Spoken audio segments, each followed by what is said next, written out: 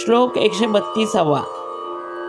श्रीराम विचारूनी बोले विवंचूनी चाले, तयाचे निसंतप्त तेही निवाले. बरे शोधल्या वीण बोलू नको हो, जनी चालणे शुद्धने मस्त राहो. श्रीराम.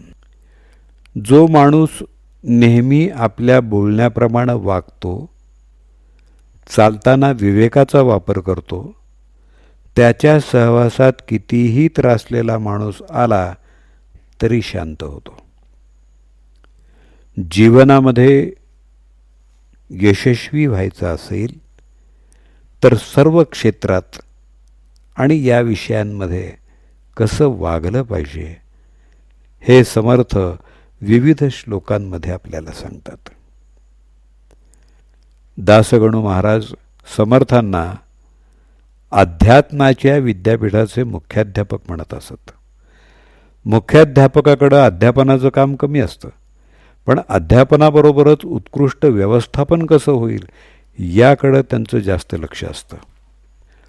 साधकाचं वागणं, बोलणं, चालणं हे लोकांसमोर आदर्श कसं ठरेल याचे नियम समर्थांनी इथं सांगितले आहेत.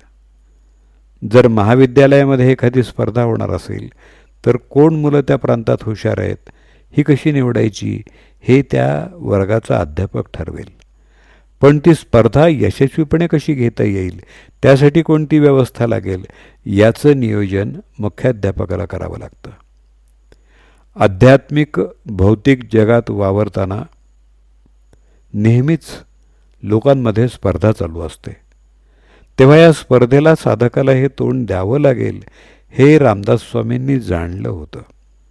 आणि त्यासाठी एखाद्या नास्तिकासमोर किंवा ज्याला भौतिक सुख श्रेष्ठ वाटतं त्याच्यासमोर बोलताना काय पथ्य पाळावीत हे समर्थ इथं सांगतायत.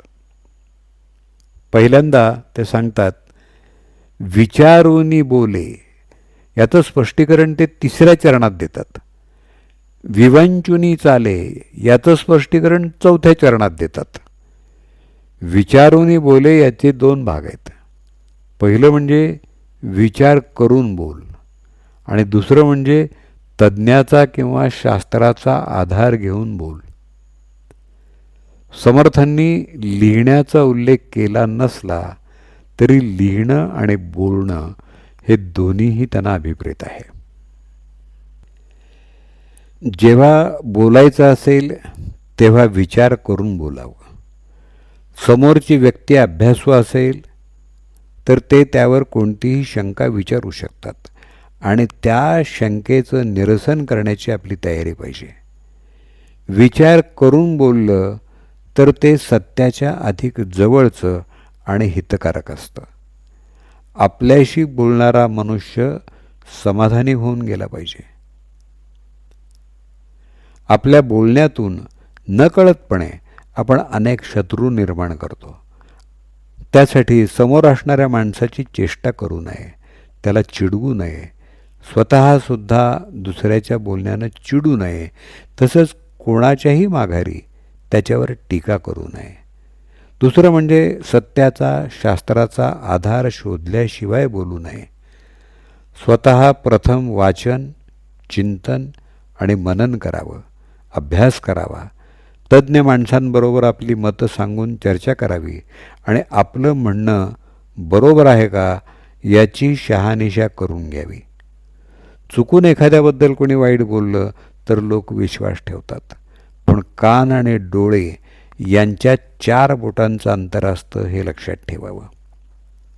यासाठी कोणाच्याही भावना दुखावल्या जाणार नाहीत याची काळजी घ्यावी आणि त्याबरोबरच समाजातल्या विषमतेला खतपाणी घातलं जाणार नाही हेही पाहावं. माणूस जसा विचार करतो तसाच बोलतो. त्याचा अंतरंग त्याच्या विचारातून आणि कृतीतून प्रगट होत असतं. जो माणूस योग्य विचार करून बोलतो आणि तसंच वागतो त्यांच्या चालण्या बोलण्यामध्ये एक सुंदर लय असते. त्यामुळं त्याच्या संपर्कात येणाऱ्या सर्वांना तो समाधानी करतो. एखाद्या स्त्रीनं सुंदर सुवासिक असा मोगऱ्याचा गजरा घातला किंवा एखाद्यानं छान अत्तर लावलं तर त्याचा सुगंध इतरांना मिळतो. तसंच विचार करून बोलणाऱ्याला शांतता मिळतेच, पण इतरांनाही प्रसन्नता मिळते. उलट आपल्या वागण्यानं बोलण्यानं पश्चात्ताप करावा लागेल असं काहीही करू नये. पुढं ते सांगतात, समाजामध्ये वागताना शुद्धपणा आणि नेमस्तपणा असावा. विचार करताना साधक बाधक परिणाम लक्षात घ्यायचे असल्यामुळं टोकाचा विचार केला तरी चालेल, पण वागताना मात्र टोकाचं वागून चालत नाही. नेमस्त या शब्दाचा अर्थ कुठंही अवाजवीपणा किंवा अतिरंजितपणा नाही. जे आहे ते आणि जसं आहे तसं दाखवणं. एखादी गाण्याची मैफल असेल तर मला येत नाही हे स्वच्छ सांगावं, किंवा येत असेल तर छान पद्धतीनं गाणं म्हणावं. समाजातले नेते आणि संत यांच्यावरती राष्ट्रीय एकात्मता टिकवायची जबाबदारी असते. त्यामुळं त्यांचं वागणं बोलणं हे दासबोधात समर्थांनी विचारे वीण बोलू नये, विवंचने वीण चालू नये असं असलं पाहिजे. त्यासाठी मुळात वागणं निर्मळ आणि सदाचारी असलं पाहिजे. व्रतवैकल्य रोजच्या खाण्यापिण्याचे पदार्थ करताना शुद्धता पाळावी. सोवळं पाळताना धूत वस्त्र घालून स्नान करून खाण्यापिण्याचे पदार्थ करावेत. पूर्वीच्या काळा इतकं सोहळ्याचं अवडंबर करू नये, पण रस्त्याची धूळ लागलेली चप्पल घालून घरात हिंडू नये. इतकी मात्र स्वच्छता जरूर पाळावी. जीवनामध्ये नेहमीच चांगल्या वागण्याचा आणि बोलण्याचा ताळमेळ साधावा. फारसं सात्विक राहता आलं नाही तरी चालेल, पण रागीटपणा संतापीपणा हे नसावं.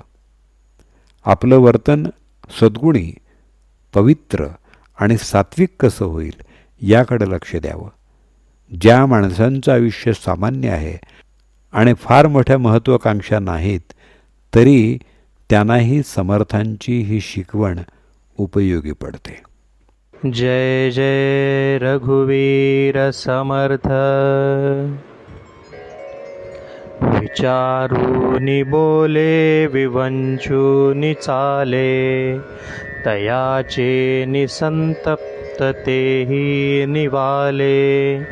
बरे शोधल्या वीण बोलो नको हो, जनी चालणे शुद्ध नेमस्त राहो. श्रीराम.